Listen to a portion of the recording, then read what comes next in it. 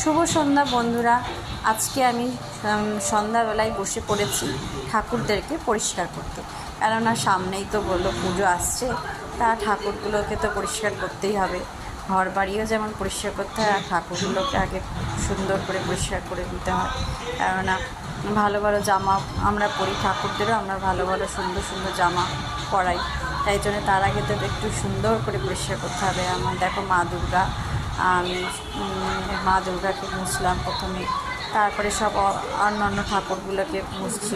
আমাদের অনেকগুলো ঠাকুর দেখতে পাচ্ছ, সেক্ষেত্রে অনেকটা সময়ও লাগে, নইলে যাদের একটা দুটো ঠাকুর হয় তাদের তো সময় কম লাগে, আমাদের অনেকটা সময় লাগে, প্রায় 1-1.5 ঘন্টা মতন সময় লাগে ঠাকুর ঘরে ঠাকুরদের মুছতে। তারপরে সে ফুলগুলো তুলে তারপরে মুছছি।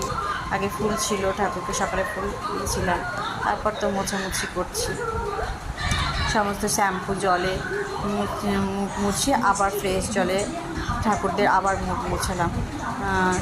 সব দেখো, সব ঠাকুরগুলোকে একদম ভালো করে আমি পরিষ্কার করে নিচ্ছি, একদম যাতে নোংরা না থাকে।